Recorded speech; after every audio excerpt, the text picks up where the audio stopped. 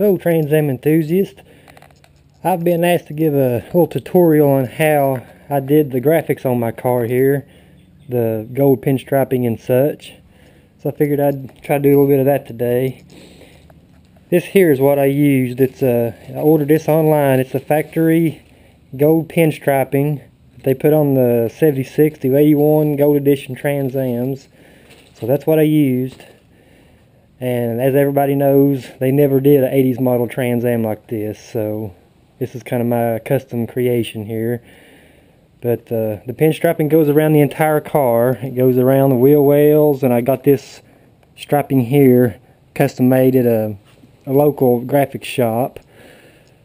But it goes around the T-tops, all around the windows. I had to just cut this in myself. Around the mirrors, had this little Bandit insignia made. It goes around the windows. You'll have to excuse the car's kind of dirty. It's been sitting in here. It's kind of dusty right now. But I cut it in to go around all this.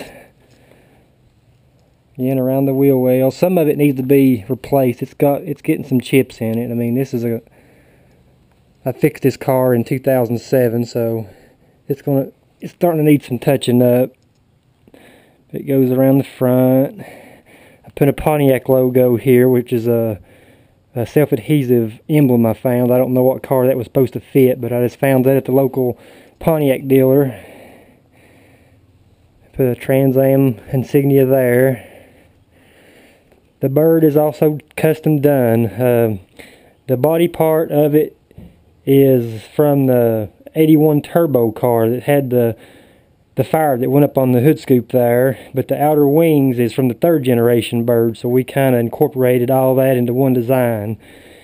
And this bird is underneath the clear coat. It was applied on top of the base and cleared over to seal it in, so you can barely even feel where it is. So when you wax this hood, it does not leave that waxy build up or anything, and it will never peel. So that was a pretty cool idea. The pinstriping goes along the hood, and like on the 78, 77s, it has that break in it, and I kind of tried to recreate that. It goes along top of the hood scoop here, and it comes to a point.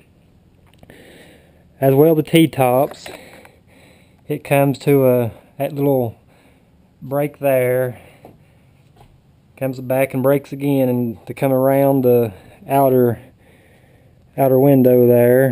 And I got a small stripe around this arrow spoiler, and again it breaks here to come off the back of the car, as you see here, and goes around the taillights. I've also been asked why this Trans Am logo is facing the way it is, and it didn't look right the other way. We put it on facing the back, and it looked upside down. If you were standing beside the car and turned around and looked at that, you was looking at it upside down, and that looked horrible. So that actually looks best facing that way. And again, it's underneath the clear coat, so you really can't even tell it's a sticker. It feels painted on. So there's that. Again, I got the little Bandit thing here. It says Recaro TA on the door handle. The interior of the car is all brand new. Only thing original is the dashboard. Everything else is, the seats was all recovered, new carpet, new door panels, new headliner got the T-top shades in it. Got the little Trans Am insignias in the seat rest. And in the back, I also got the bird embroidered in the speaker covers, the same style that we designed. Got no coat laying back here, but all the seats are all reupholstered. A new headliner, as I said. I've got an 82 model shifter in it. I always liked the style. I never liked that big fat T-handle thing, so I took that out, and that's a shifter out of an 82. But the console was a NOS piece I found on the internet. It was brand new. The top was brand new. So all that's new. Again, the only thing original in the interior of this car is the dashboard, and it is perfect. There ain't a crack in it. It's still real soft and pliable. Do got an aftermarket Grant steering wheel. I always liked the style of those, so I put that on it. Even got new brake pedal covers, speakers incorporated in here. Got a pretty killer sound system though, car. Let me open the back.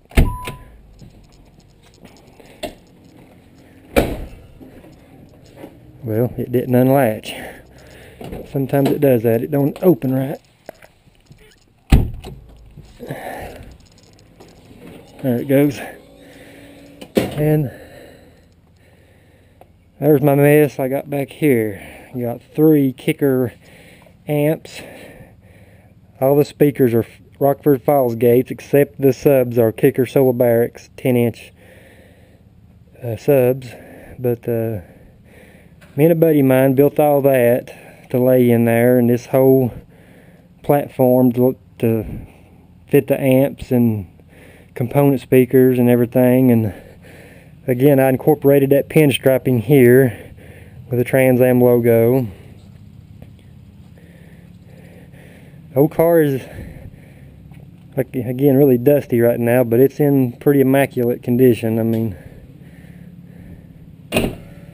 everything works on it. The power trunk's going down. That antenna is just for aesthetic looks. It ain't hooked up. There's no CB in the car. There's not even a wire going to it. It's just to give it that Bandit look, I guess. But I've had a lot of fun with the old car. I've enjoyed fixing it and owning it and driving it, and it gets a lot of attention. Old doors shut perfect. And it's got the 78 style 15x8 deep dish snowflakes, which I had professionally redone. They was sandblasted, powder coated gold, and they spun machined them to cut the paint off the outer spokes, and then clear coated the whole wheel, so it's all clear coated. So, and it looks as good today as it did when I had them done in 2007. Again, just kind of dusty. I need to clean this thing up. It's sat in here all winter, but it's a fun little ride to get out and cruise in.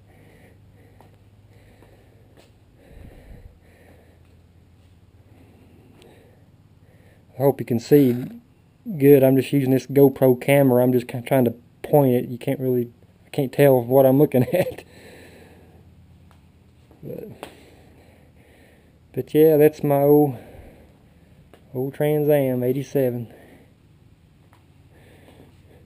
This old bike here, I'm about ready to just give this thing away. This thing ain't been nothing but a trouble. I'll never own another Honda motorcycle as long as I live. This thing has 8,000 miles on it, and it's been broke down more than it's run. It's now currently not running. So I'm gonna give up on it, trying to fix that stupid thing. But I'll show you my intake here for my fuel injection that for my 406 I'm building. I wish I'd done had this out before I turned the camera on. That is a custom built tune port injection system that has been modified as much as one can be modified. It's fully ported. Got a 58mm throttle body, 48-pound injectors, adjustable fuel pressure regulator. Again, it's been ported as much as you can possibly port one to make this thing breathe, because if you know anything about tune port injection, they made tons of torque on the low end but didn't want to rev because they run out of breath. Well, this one here shouldn't run out of breath. And we're hoping to make about 550 horsepower out of this 406 small block Chevy we're building. It's going to be about 11-to-1 compression,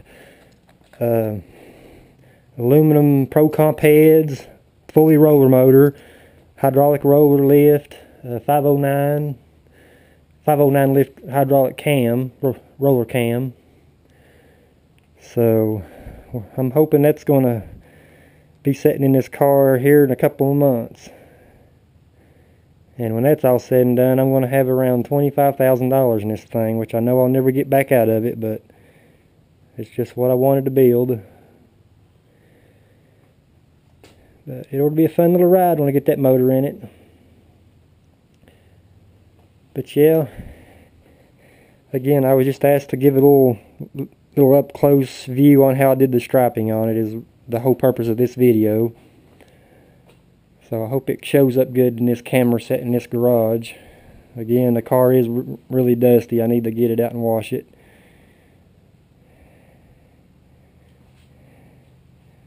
Windows are really dirty with fingerprints on it.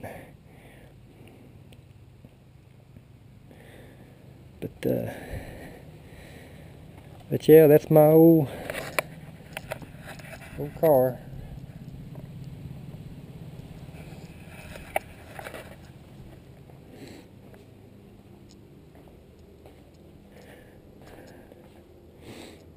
The motor in it runs really good. The car don't even have 100,000 miles on it. It's a 305 tune port. The transmission is new. I custom built that to hopefully handle the horsepower I'm ready to put in it. We built the original 700 R4, but it's got all the goodies in it: the Z-Pack clutches, Corvette servos, 2500 style, stage 3 Hurst shift kit, and it will get sideways hitting second gear now with the factory 305 in it. So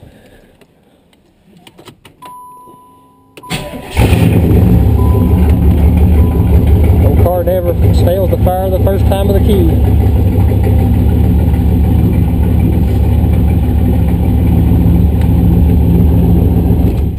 Kinda hate to pull that motor out of it. It's been so daggone reliable.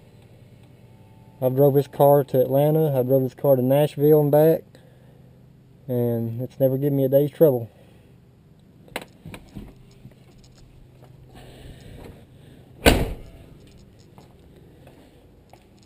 So I hope that kind of gives you an idea on how I did it.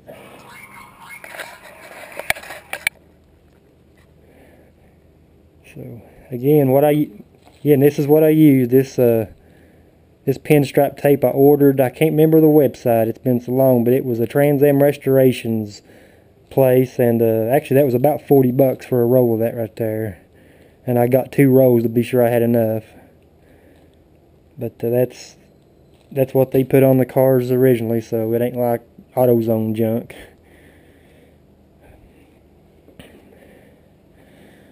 I might get the thing out and wax it today. It needs it. But anyway, hope you liked the little tutorial here on my Bandit striping on a 87 Trans Am, which again the factory never did to any of these cars. So I tried to create something that never was, and it's pretty much worked. Everybody spies it and they're like, what is that? I've never seen a Trans Am that looked like that. I've had some people think it's a 79. Well, they evidently don't know their Trans Ams, but everybody wants to buy the old car, but I just can't see myself parting with it unless somebody just offers me a ridiculous amount that I can't say no to. I've been offered, one old boy claimed he offered me $13,000 cash money for it, and I said no, I can't do it. I got more than that in it. And another old feller had a really nice 66 Mustang 289 convertible. He wanted to trade me, and I was like, nah, I'm not a Ford guy. So anyway, hope you liked the little video, and y'all have a good day.